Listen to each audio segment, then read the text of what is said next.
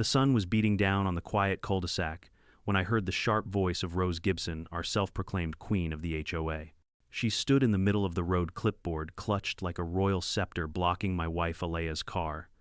Within seconds, two bulky men with HOA security patches appeared as if summoned to enforce her tantrum. And then, in front of a dozen stunned neighbors holding up their phones, Rose barked the unthinkable command. She ordered Alaia to get down on her knees on the blistering asphalt. My wife, calm as ever, lowered herself, her posture soldier straight, even in humiliation. Gasps rippled through the crowd. Some whispered, some filmed, and others looked away in shame. What none of them knew what Rose Gibson was about to regret was that Alaia Carroll wasn't just my wife.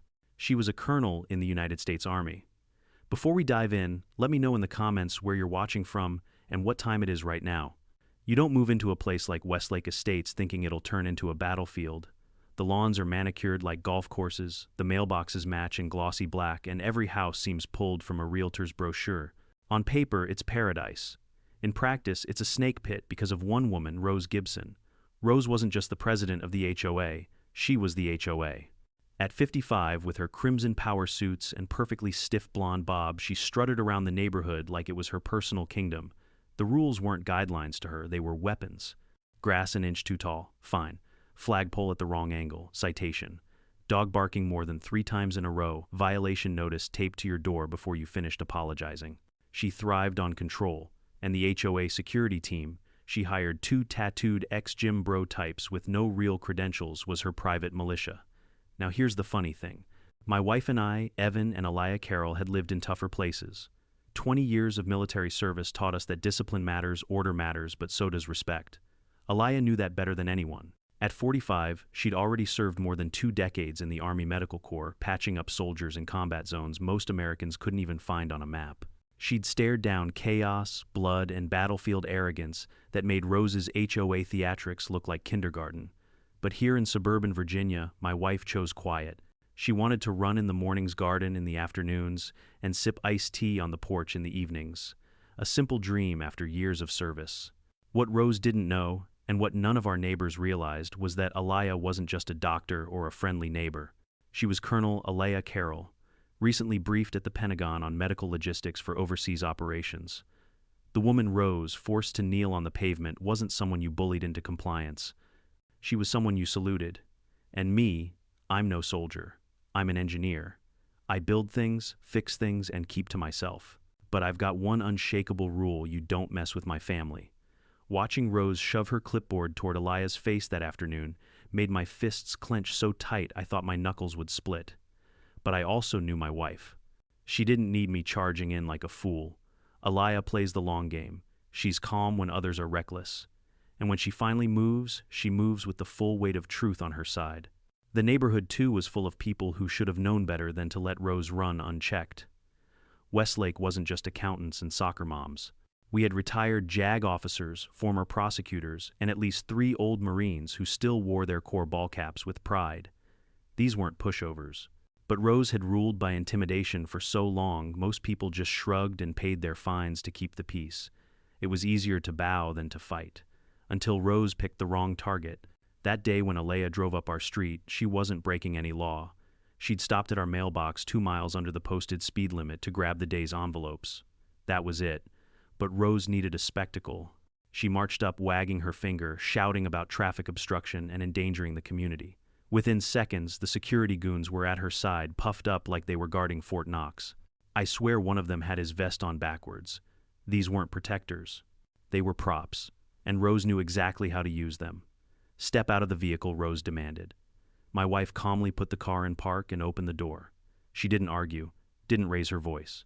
She simply stood tall and steady, her presence quiet but commanding. I saw neighbors drifting out of their houses, phones already lifted. Rose thrived on an audience, and now she had one. The so-called security began rummaging around the car.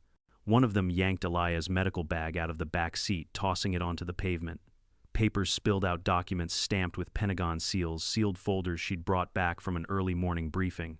I watched in disbelief as Rose kicked one of the folders with her heel, laughing. "Fake," she sneered. "Playing soldier doesn't make you one." That was the spark. You could feel the air shift, neighbors whispered. Someone muttered, "That looks real." But Rose didn't care. She jabbed her clipboard toward Alaia like it was a weapon. Hands on the hood, she barked. "You're obstructing HOA property. We'll settle this my way." Now, I don't know what her way was supposed to mean, but what I saw was a 55-year-old bully trying to make my wife a spectacle. Alaia placed her palms on the car hood posture, straight, jaw tight. She didn't flinch when the men pawed through her belongings. She didn't answer Rose's jabs about her accent, her background, or her supposed fake papers. She just waited, silent, watching. And then Rose snapped her fingers and uttered the line that made my stomach drop. "If you want forgiveness, get on your knees and show this community you're sorry." Gasps rippled. Even the teenagers filming looked shocked. But Rose was in full performance mode, chin high, voice shrill with power.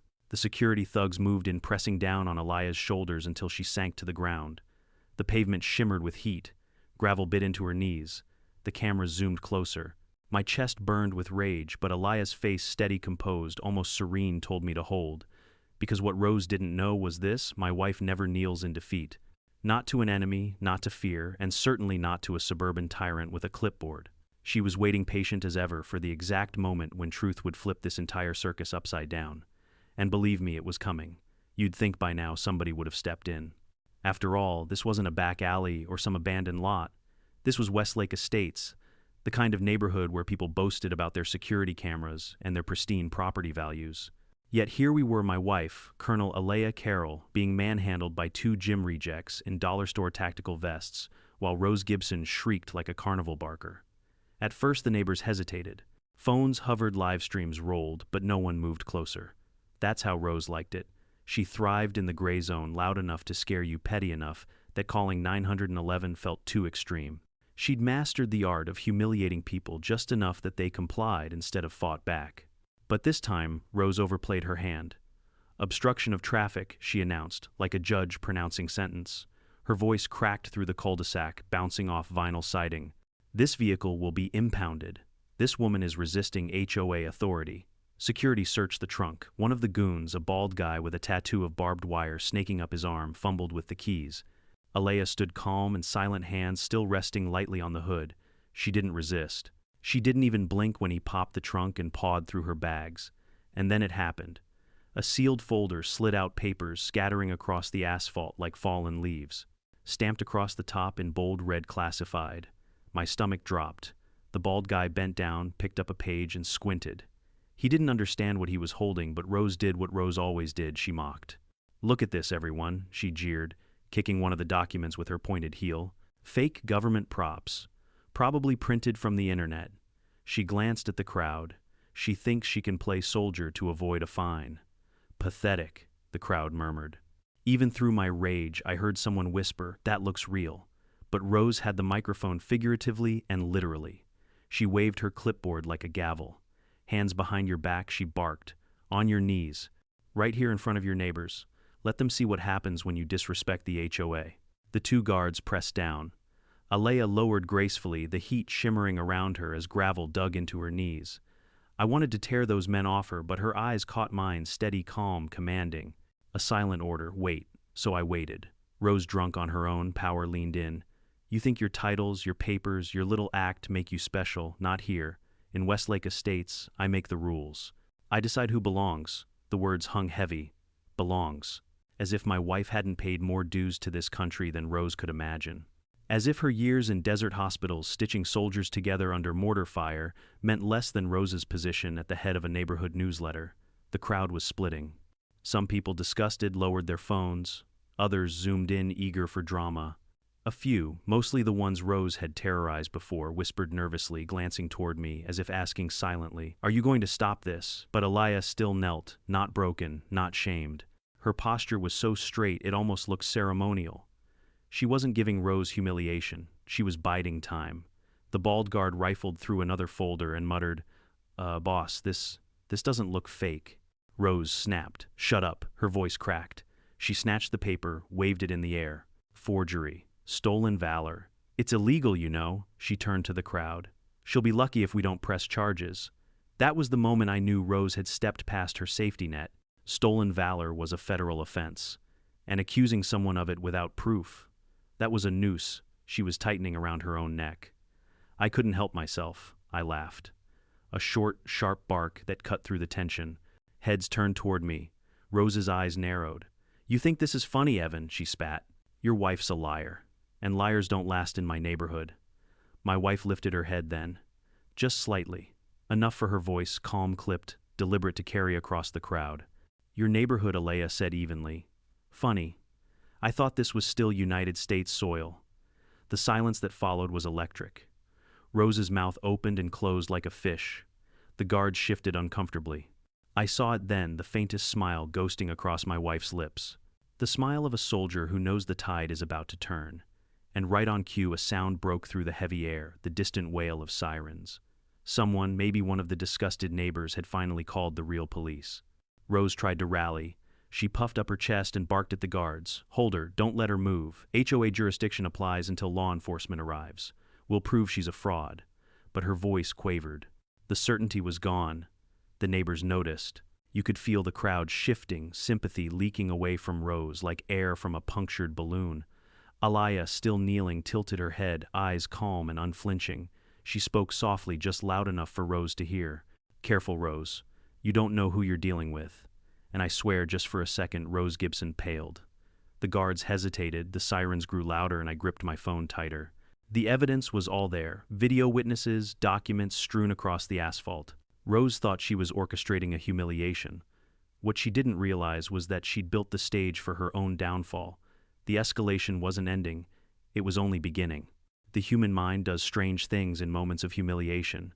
Some people collapse, some people rage, and some, like my wife, become statues. From my vantage point, at the end of our driveway, I could see the scene like a grotesque stage play. Alaia was still on her knees, hands pressed lightly against the hood of her car.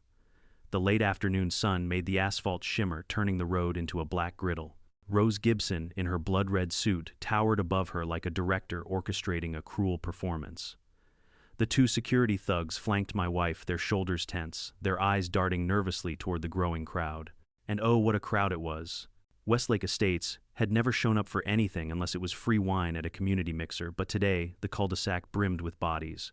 Phones lifted high voices, murmured gasps punctuating the hot air. Retired neighbors, kids home from school, even the mailman lingered at the curb with his satchel slung over his shoulder. Everyone wanted a piece of the drama. Rose lived for this.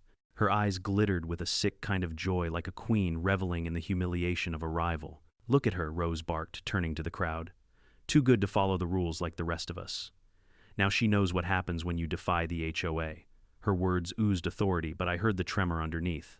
She was bluffing, and part of her knew it.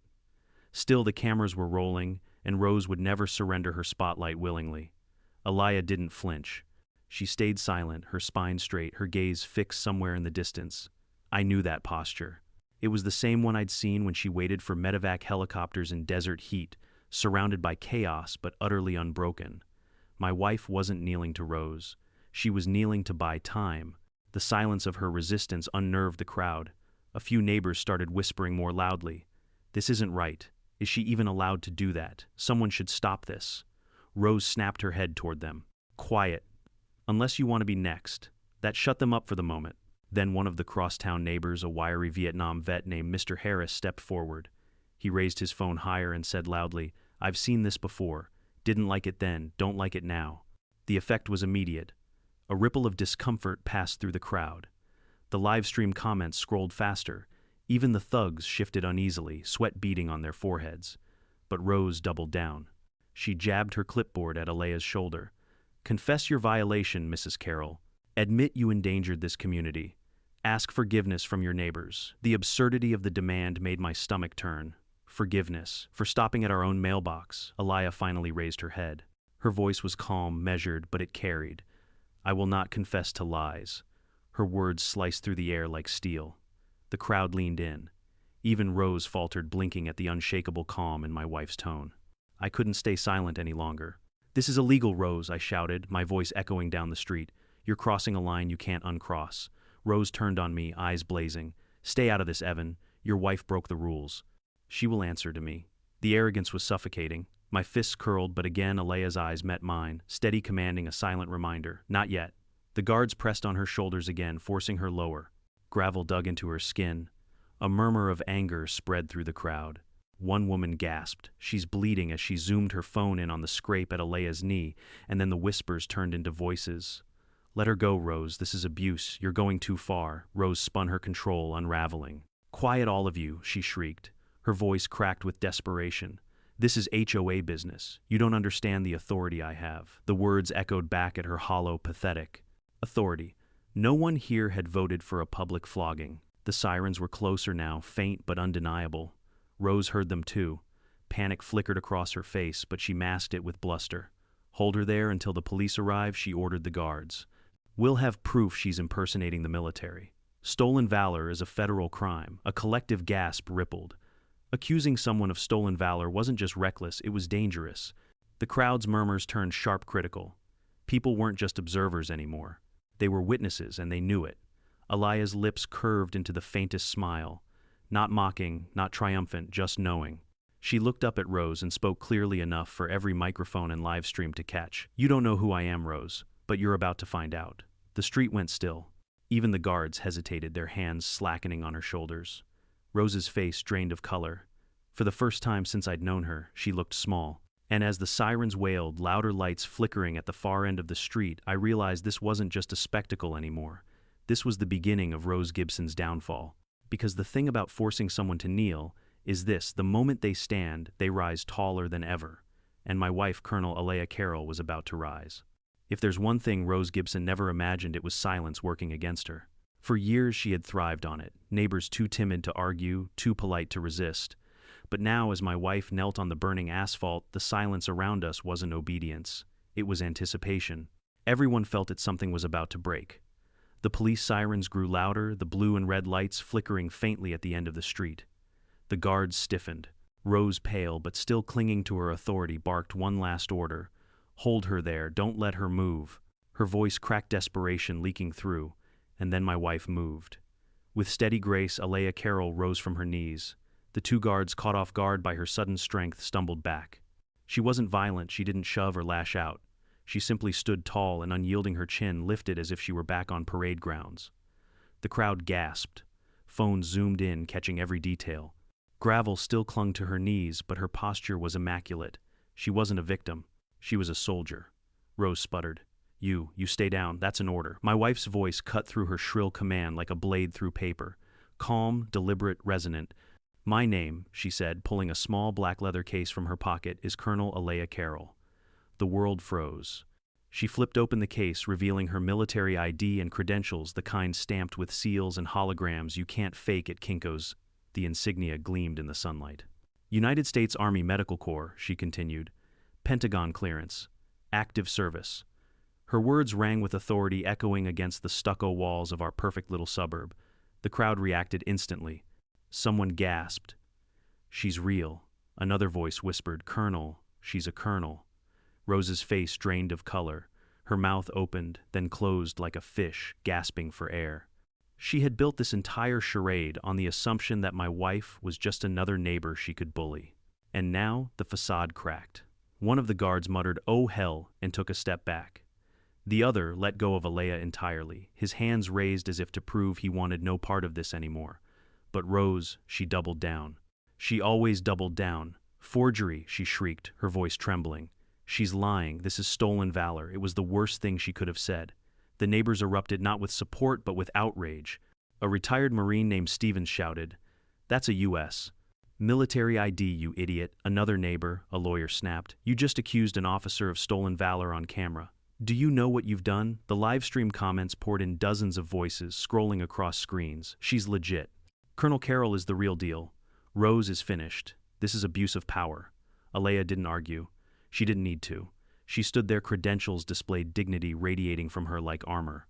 And then, in a moment that made the entire street collectively inhale, a man stepped forward from the crowd. It was Mr. Harris, the Vietnam vet who had spoken up earlier. He straightened his frail frame, raised his trembling hand to his forehead, and gave my wife a crisp salute. The effect was electric. Another vet joined in, then another. Soon, half a dozen men and women retired. Soldiers, Marines, airmen stood in solemn respect, saluting Colonel Alaia Carroll as she stood in the middle of Westlake Estates, the same street where Rose had tried to break her. Rose's knees buckled. For the first time, She looked genuinely afraid. "You don't understand," she stammered. This is HOA jurisdiction. We have rules. You can't." But her words crumbled under the weight of the moment. No one was listening anymore. The police cruisers pulled up, sirens cutting off as officers stepped out. Real officers, not rent-a-cops in knockoff vests. The lead officer, Sergeant Morrison, approached with a firm, measured stride. He took one look at Alaia's credentials, another at Rose's trembling form, and frowned. "Colonel," he said with a nod, "we'll take it from here." Rose tried one last time. "Sergeant," she was resisting HOA authority. Morrison cut her off cold. "Ma'am, the HOA doesn't have the authority to detain anyone, let alone force them onto the ground. What you did could be considered unlawful restraint." The crowd cheered, actually cheered. Neighbors clapped, whistled, voices overlapping in a chorus of vindication. For once, Rose Gibson wasn't the queen of Westlake Estates. She was the villain caught red-handed, exposed in front of everyone she thought she controlled. I watched her pale face twist with panic. Her lipstick, usually perfect, smeared at the corner as she muttered, "This isn't how it's supposed to go," but it was exactly how it had to go. Alaia turned to me then, her expression softening. For the first time since the ordeal began, she let the steel in her eyes melt just for me. And in that look, I understood everything. She hadn't resisted because she knew this moment was coming. She hadn't shouted or fought because she knew the truth was stronger than Rose's lies. She had waited with the patience of a soldier for the precise second when her dignity would shine brighter than Rose's petty cruelty, and that second had arrived. The officers separated Rose from the crowd, her protests shrill and desperate, drowned out by cheers. The guards slinked away, muttering excuses no one believed.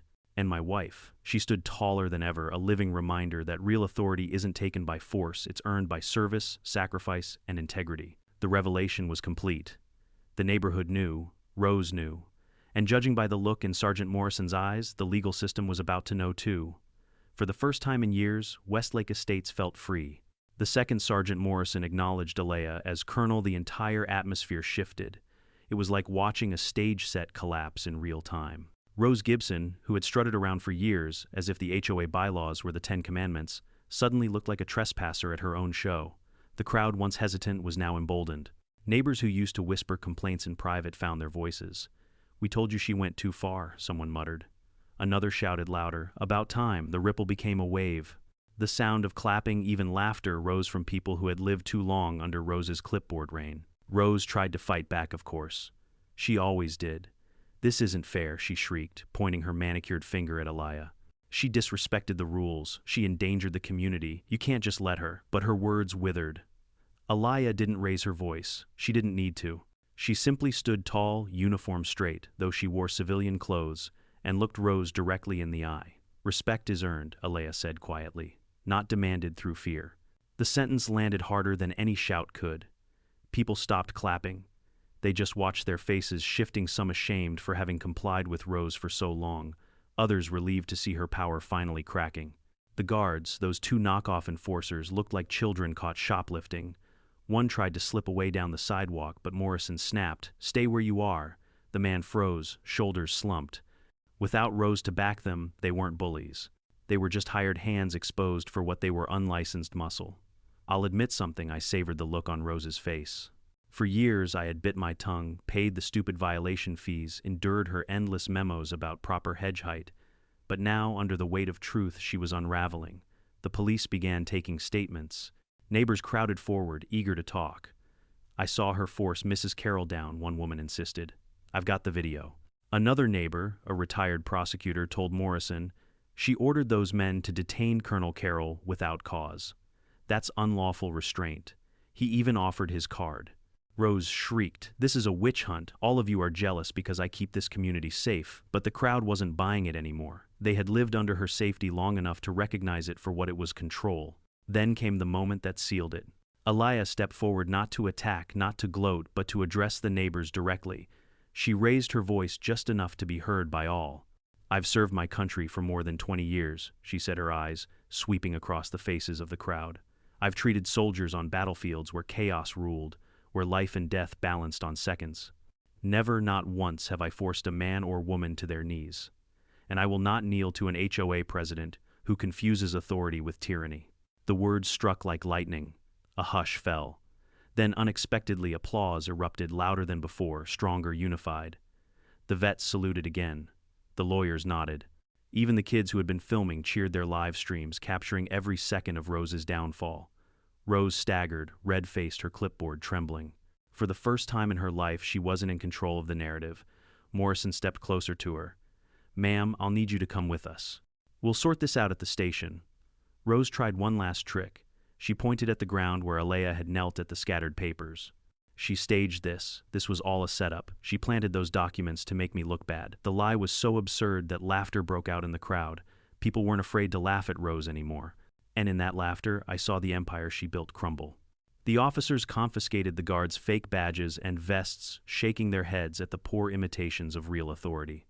They logged the documents. Alaia retrieved, careful not to show them on camera, but respectful when they saw the seals.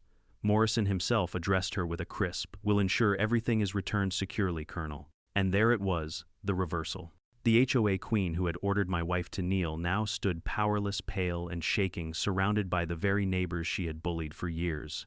My wife, once forced to the ground, stood higher than ever, dignity intact, respect radiating around her. But the true reversal wasn't just in power, it was in perception. For years, neighbors had accepted Rose's reign because it was easier. That afternoon, they saw what it cost. They saw that compliance had let a petty tyrant believe she was sovereign, and in that realization, the fear snapped. As Rose was led toward the cruiser, someone shouted, "No more Rose." Another voice followed, "Recall the board." And just like that, the crowd wasn't just an audience anymore, they were a movement. I glanced at Alaia. She gave me that small, knowing smile again. She hadn't just won back her dignity, she'd ignited something larger. The reversal was complete. Rose Gibson wasn't the authority of Westlake Estates anymore. The people were, and this was only the beginning of what would come next. If Rose Gibson thought humiliation on our cul-de-sac was the worst she'd face, she was wrong. That was only Act 1. What came after was far more devastating and far more public. The moment those police cruisers rolled away with Rose in the back seat, the videos began spreading. By the time Alaia and I sat down at our kitchen table that evening, the clips had already racked up hundreds of thousands of views. The titles varied, but they all told the same story. HOA President forces Army Colonel to kneel. Suburban tyrant exposed in Fairfax. Karen versus Colonel Guess Who Won. Even the hashtags were merciless. Number Colonel Carroll. Number No More Rose. Number Ho Drama. By midnight, the local news anchors were replaying the footage. They cut between Rose shouting, "On your knees," and Alaia calmly declaring Colonel Alaia Carroll, United States Army. You couldn't script a cleaner narrative if you tried. The fallout hit fast. First, the HOA board called an emergency meeting. It wasn't out of principle, it was survival. With Rose in custody, the other members scrambled to distance themselves. They released a statement blaming her for rogue behavior and claiming the board never sanctioned the use of security personnel. But no one believed them. Neighbors came forward with receipts literally showing years of arbitrary fines, letters signed by Rose but rubber-stamped by the board. Complicity doesn't vanish just because the queen has fallen. Second, the media circus exploded. Satellite vans clogged the entrance of Westlake Estates. Reporters knocked on doors, shoving microphones in faces. They wanted sound bites, they wanted drama, and they got plenty. Mr. Harris, the Vietnam vet, told one reporter, "I've seen real authority." Rose Gibson was play acting. That colonel, she's the real deal. Then came the Pentagon's involvement. Alaia didn't seek attention. She hated it, actually. But her chain of command wasn't about to let a serving officer's public humiliation slide. A spokesperson confirmed her rank and service record. They stopped short of condemning Rose by name, but the implication was clear: this wasn't just a neighborhood spat anymore. It was a matter of respect for the uniform. Meanwhile, Rose's legal troubles stacked higher than her HOA fines ever had. The county prosecutor filed charges: unlawful restraint, assault, impersonation of law enforcement, thanks to her fake security squad, *7 fixed security. The guards themselves were slapped with misdemeanors for operating without licenses. And then came the civil suits. Neighbors who had long swallowed their frustration suddenly found courage. With videos trending and lawyers circling, a class action lawsuit formed. Claims of harassment, intimidation, and fraudulent fines filled the docket.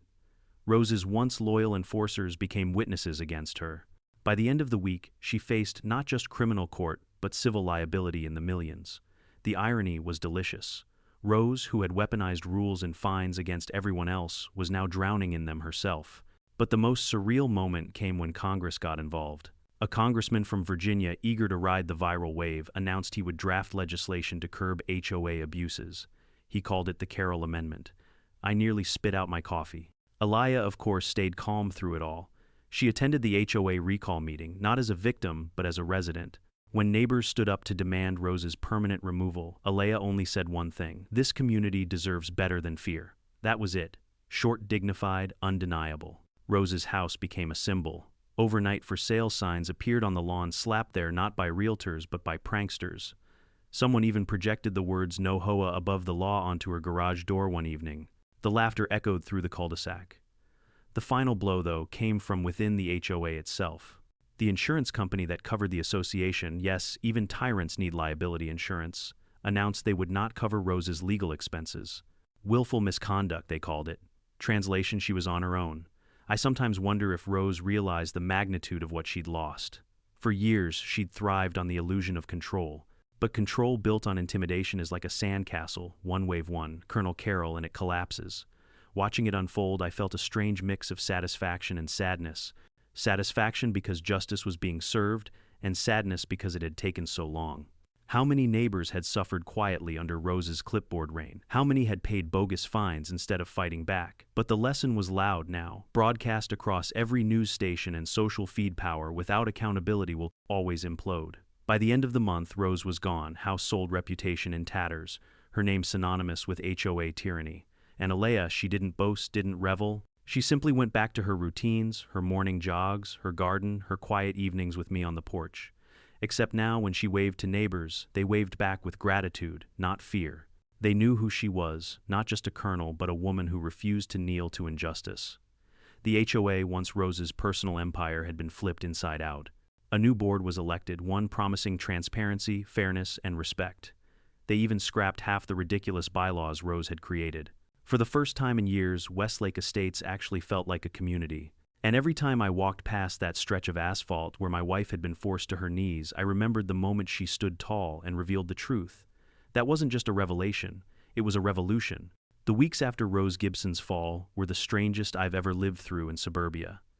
It wasn't just that our neighborhood looked different, it felt different. For the first time since we'd moved to Westlake Estates, people walked their dogs without glancing nervously at the bushes, waiting for a citation to be taped to their mailbox. Kids rode bikes on the cul-de-sac without their parents worrying that Rose would materialize with her clipboard to scold them for blocking traffic. It was like someone had lifted a storm cloud that had been hanging over us for years. Rose's house, once the epicenter of our misery, stood empty. The blinds stayed drawn, the lawn overgrown. A foreclosure notice eventually appeared on the door, flapping in the wind like a scarlet letter. Neighbors who used to cower at her presence now shook their heads and muttered, "Good riddance." The HOA itself transformed. With Rose gone and the rest of her cronies forced to resign, a new board was elected.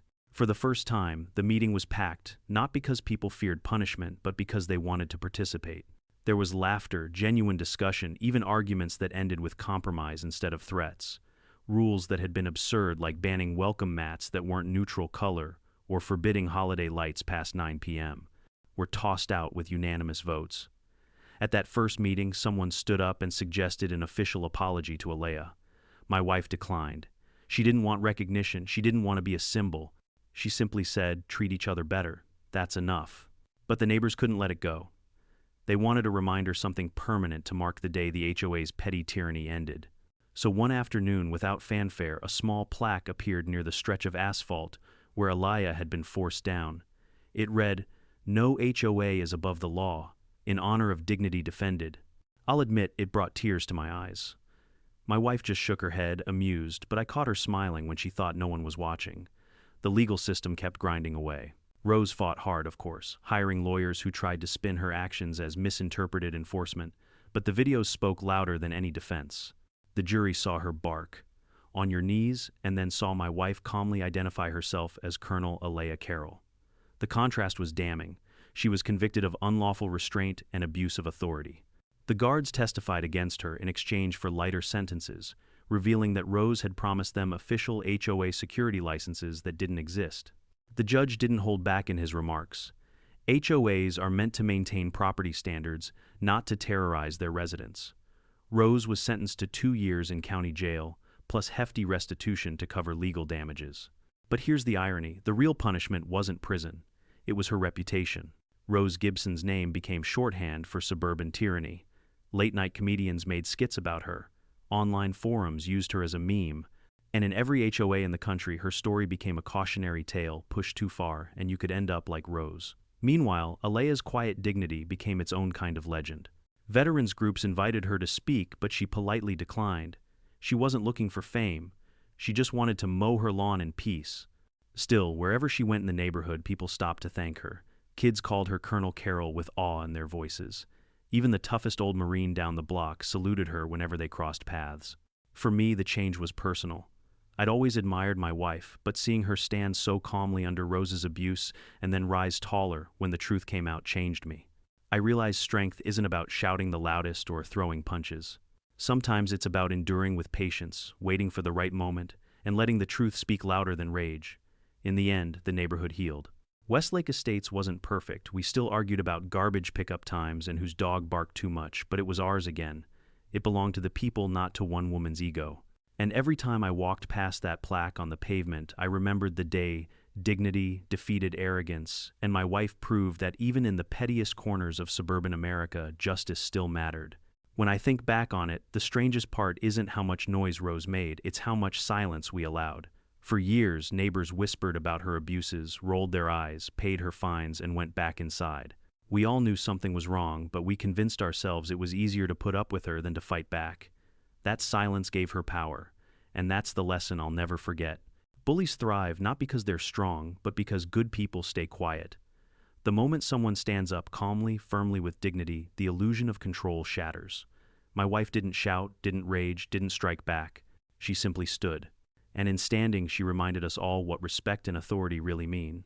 So here's my message to you, whether it's an HOA president, a boss, or anyone who abuses their little patch of power, don't kneel. Don't stay silent. Wait for your moment, then rise. Because when truth stands tall, no clipboard, no title, no false authority can keep it down. If you've ever dealt with an HOA nightmare or had your own Karen moment, share it in the comments. I'd love to hear your story. And if this tale reminded you that dignity is worth defending, make sure to subscribe. More stories like this are on the way, and trust me, you won't want to miss the next twist.